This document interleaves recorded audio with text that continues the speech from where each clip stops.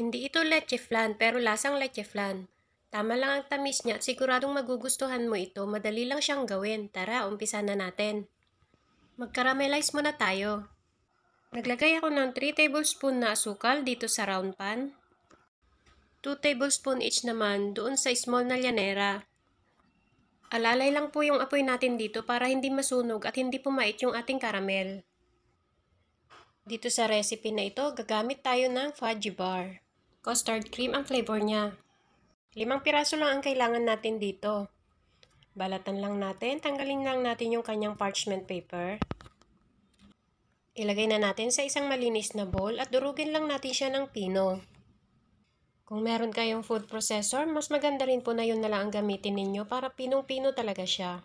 Maglagay na tayo dito ng 1 can ng evap milk, 370 ml ang nilagay ko. Then, 2 tablespoon ng asukal, 1/8 teaspoon ng asin, 1/2 teaspoon ng vanilla extract, 2 medium eggs, at 1/8 teaspoon na food color yellow. Haluin lang natin hanggang sa mag-well combine na lahat sila. Yung complete ingredients po natin ay ilalagay ko na lang po ulit sa ating comment section box. Dito sa isang kaserola, maglagay naman tayo ng 3 cups ng tubig, 1 sachet ng clear gulaman. Pwede po kayong gumamit dito ng yellow na gulaman para hindi na po kayo gumamit ng food color. Mix lang natin siya hanggang sa ma-dissolve na ang gulaman. Ayan, lutuin na natin siya sa katamtamang apoy. Halu-haluin lang natin siya hanggang sa ito ay malapit ng kumulo. Huwag na natin siyang hintayin kumulo pa. Pag nakita po ninyong umuusok na siya, pwede na natin itong patayin. Paalala lang po nung nilagay ko po itong mixture ay pinatay ko muna ang apoy. Dapat continuous lang yung paghalo natin dito. Pwede na nating ilagay ang ating Nestle cream. 125 ml lang ito.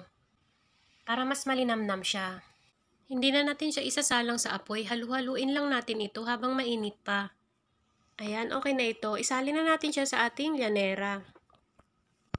Kalahati lang yung nilagay ko dito. 6x3 ang aking round pan.